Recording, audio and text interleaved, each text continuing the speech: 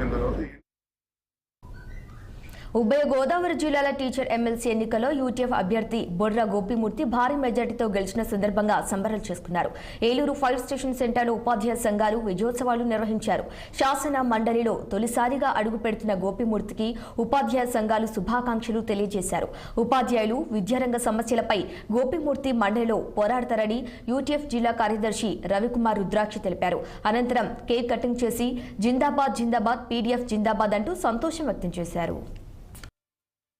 సుభాష్ని ఆంధ్రప్రదేశ్ ఐక్య ఉపాధ్యాయ ఫెడరేషన్ రాష్ట్ర కార్యదర్శి. ఈరోజు పీడీఎఫ్ ఎమ్మెల్సీ అభ్యర్థి బొర్రా గోపిమూర్తి గారి విజయాన్ని మేము ఒక ప్రజాస్వామిక విజయంగా అభివర్ణిస్తూ ఉన్నాం. గత 20 సంవత్సరాలుగా ఏదైతే పీడీఎఫ్ ఎమ్మెల్సీలు రాష్ట్రంలో మరి ఉద్యోగుల, ఉపాధ్యాయుల, కార్మికుల, ఏదైతే మిడిల్ క్లాస్, వర్కింగ్ క్లాసు వాళ్ళ యొక్క డెవలప్మెంట్ కోసం పనిచేశారో అదే మోసలో, అదే కోవలో పీడీఎఫ్ ఎమ్మెల్సీ మరి టీచర్ ఎమ్మెల్సీ గోపిమూర్తి గారు కూడా పనిచేస్తారని ఆంధ్రప్రదేశ్ ఐక్య ఉపాధ్యాయ ఫెడరేషన్ రాష్ట్ర సంఘం తరఫున తెలియజేస్తా ఉన్నాం.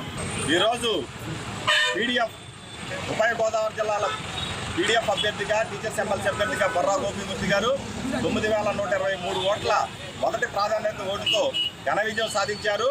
ఈ విజయం ప్రజాస్వామ్య విజయం.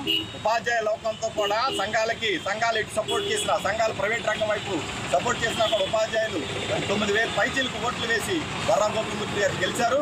గోపిమూర్తి గారు పీడీఎఫ్ ఎమ్మెల్సీల స్థానంలో మరొక ఎమ్మెల్సీగా ఆయన చేరడం జరిగింది. ఈ పీడీఎఫ్ ఎమ్మెల్సీలు గత 20 సంవత్సరాల నుంచి కూడా ప్రజాస్వామ్యం వైపు, ప్రజల యొక్క సమస్యల వైపు, ఉపాధ్యాయుల సమస్యల వైపు చట్టసభల్లో నిలదీస్తూ ఉన్నారు. అలాగే ప్రజలు చేసే ప్రతి పోరాటం పక్షాన వాళ్ళు వధిస్తూ ఉన్నారు. ఆ విధంగా బొర్రా గోపిమూర్తి గారు కూడా ఈ 2 జిల్లాలకు సంబంధించి ఆయన ప్రతి పోరాటంలో పాల్గొని ఉపాధ్యాయుల సమస్యల కోసం, ప్రజా సంఘాల సమస్యల కోసం, ప్రజల సమస్యల కోసం పోరాడతారు. ఇవి